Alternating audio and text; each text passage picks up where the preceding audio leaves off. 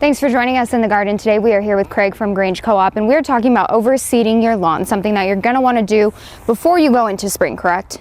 Yeah, this is one of those things that people don't really think about maybe until we get a little bit later in the year, but you really want to be thinking now about looking at your lawn, seeing if there's any patches that are kind of getting thin. Maybe through the winter time your lawn kind of lost that fullness that it had in the springtime, and this is just a really good time to be thinking about if you need to be doing an overseeding. There's a few options to use. We have seeds that you can do that would be more sunny areas or shady areas. A few samples here. We have this kind here is our shade mix. This would be something that you would do. It will take sun or shade, so you could do either one.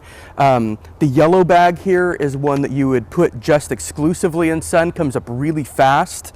And then the Rogue, the premium mix here in the green bag is one that is similar to the yellow as far as it wants full sun, but it does a little bit better through the winter time. It doesn't go fully dormant, it stays a little more green. So quite a few options for when you're going out to seed. Okay, so you're looking at your grass and looking at our kind of patch of grass here. That's a lot thicker than over here what we have, so we kind of have this brown spot. Is that something that we would want to focus on overseeding specifically? Yeah, something like where we have a patch where the grass is kind of pulled away, you can see the bare soil. That's an area where you'd want to put down seed maybe a little bit heavier than you would the rest of the lawn.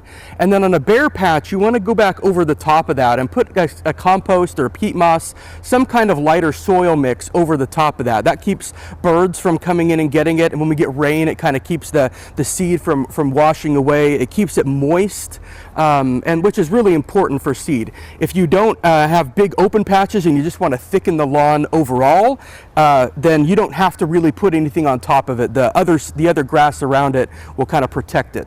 So is this kind of the tool that you would want to use to distribute it? Yeah, if you've got a really big area, you might want to do some kind of a spreader that you're pushing. But if you've got a smaller area, then these handheld ones are really convenient. So I'll just put a little bit of seed in the spreader.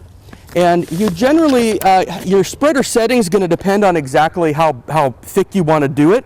But generally what you want to do is you want to just walk and spread like that. And then a good idea is to do it in a kind of a crisscross pattern. So you go one way and then you make another pass kind of coming the other direction, going like I said, a crisscross pattern. So that patch of grass right there, for example, because it's way less thick than what we have over there, is that something that you'd want to hit multiple times with that? Is that something you want to just take the bag and dump? Something like that. You probably actually want to take some like little handfuls and do a little bit extra. And just on those areas that you know need a little bit more attention.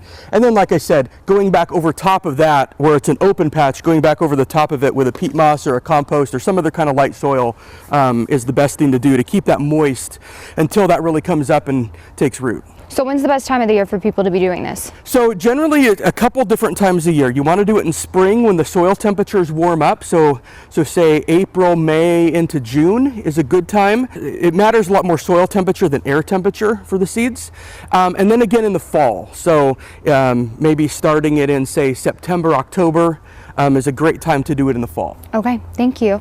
And thanks for joining us in the garden today. If you'd like to learn more about overseeding, you can head to our website, KDRV.com, and we'll see you next time in the garden.